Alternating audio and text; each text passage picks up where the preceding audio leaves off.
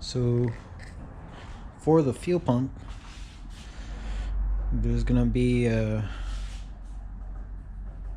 certain way that you can do this without modifying your car too much. Here's the fuse box. Yours should look something like this. Here's some evidence of what it used to look like, what it used to happen to me. But yeah, just remove the fuses. You don't need any power to go through there anyway, so you'll be going a different way. So this is my passenger side where the battery is located. It's one of those Honda CRV size batteries or whatever the equivalent is. It's kind of small, but it works. I made my engine tray out of some bent license plates and some of that heat tape, and then I've got some battery tie down hardware with some locking nuts and some Amazon aluminum hold down. So then on the power, I've got 3 fuses running in here. One of them is for my electric fans, one of them is for my electric water pump, and my fuel pump. So for the fuel pump, make sure that if you're already working with a decent sized gauge wire, you try to follow the same wire. If you're going to be using that, just try to match it up, because these are sold in, you know, like 5-inch lengths or whatever, so you're gonna have to run more additional wire. But yeah, so these 2 relays are an example of the relays I'm telling you to use, but you could use whatever you want. These are 4-pin relay and they work like amazing. Never had any problems with them, and I always hold on to them because they're pretty good for like things like this that you eventually in the future you know, modify. But anyways, one of the red wires that's for my fuel pump has a fuse, runs throughout underneath this mess. Kind of fed it underneath through the little channel. There is a pass through here, so I ran it through there, I believe. Yeah, oh no, right here. So there's that pass through. You can still see the wire there. So there's that. So I run it through there. The wire runs that way, right? But I ran it all alongside the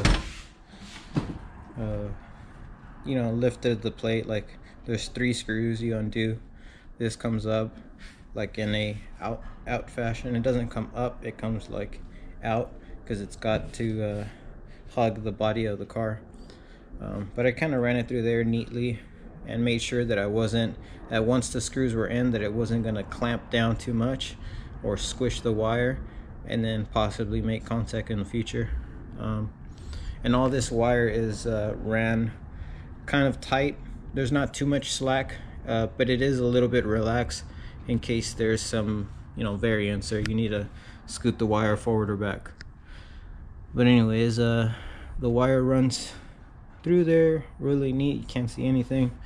Goes through the entire length of the car, runs into the trunk, and this is still the main power feed. Let me get my light.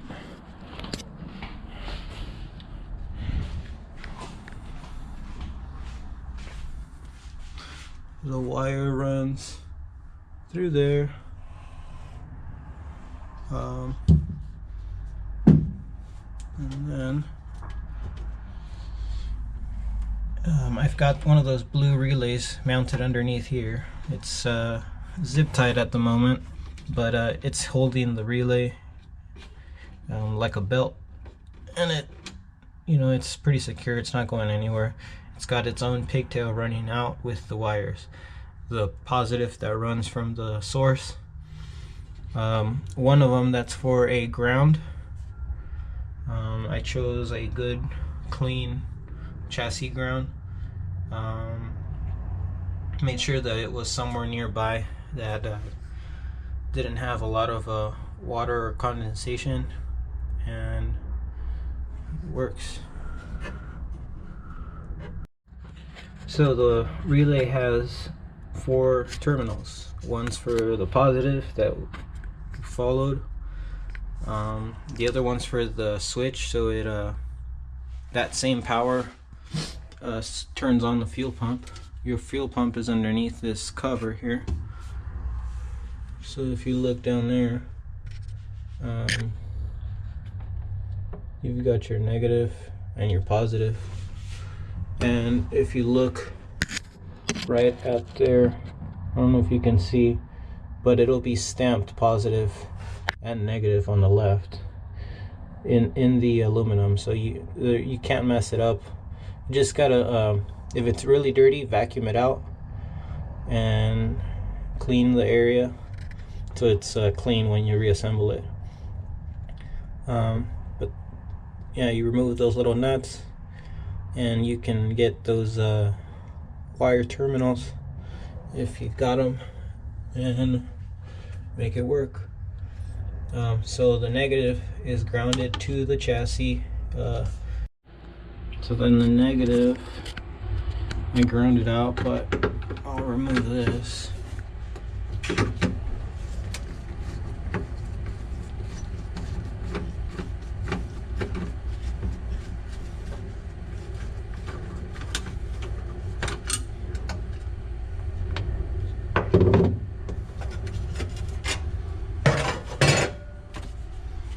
So mine looks a little like this, right?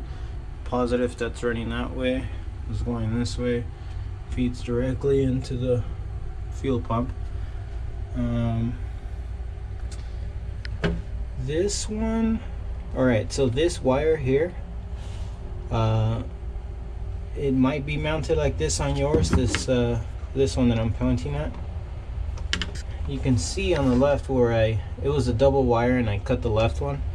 I think that one used to run to the fuel pump, but it's dumb because that's ground, and then I think that feeds right into the fuel pump, and the other one is what, ground too. It's just a weird way of how they ran it, but yeah, it will short out like after a while, or if the fuel pump is, you know, original to the car, they sometimes draw too much amperage, and I think that's what's causing the fuse to blow out.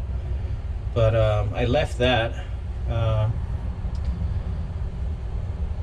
and yeah, I left this alone. But yeah, just kind of clean the wires out of the way. So anyways, my negative, let's see. So the negative runs through here, runs underneath these wires, and then yeah, I think I drilled right into the side of this bar, and yeah, I used some zinc hardware, some of those fittings, those heat shrink fittings, waterproof style, but that's my ground source. The positive is pretty simple. It's running right from the relay that's mounted here. So all that you need is a ground on that relay, a good ground, and then the other one would be the signal, the one that is also positive, but when the key is on and stays on even when the engine is running, you need a wire that's a live wire. So for that, I use the chime buzzer that's underneath the back seat. So for the chime buzzer, I'm not sure how you flip the back seat on on a hatchback, but it might be similar to this. There is a release handle here, you pull it and it tips over. So this is the chime buzzer that every time you turn on the key, it'll buzz, and you get that fasten your seatbelts sign that illuminates in the front center console. But one of these wires is live wire when the key's on and stays live the entire time. So I unplugged my relay buzzer that I don't really need, and I ran the signal source, and that's what runs throughout underneath the back seat, goes through there and follows the same relay here. The wire for the power, it follows it there and runs right underneath there. So I've got a little blue relay running under there. And then this way, when you turn on the fuel pump, it'll sound pretty healthy. Let's see, I'm gonna turn the key on, see if you can hear it.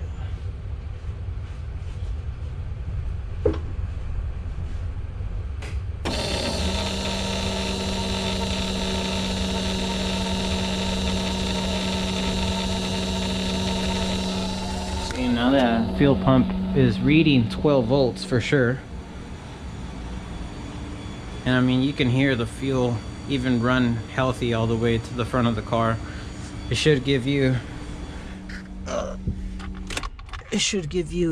an easier time to start the car, and it should work out pretty good.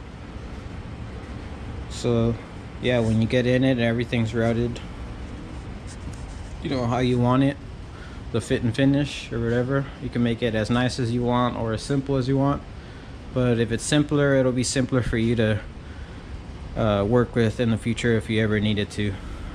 But this is how I did it. It runs pretty good.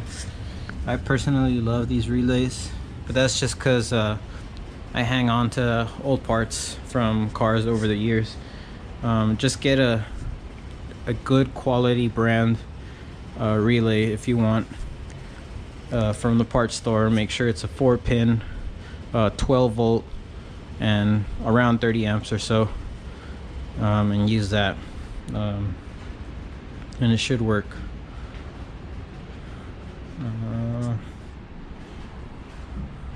And yeah, let me know how it goes. Hopefully you get it back on the road.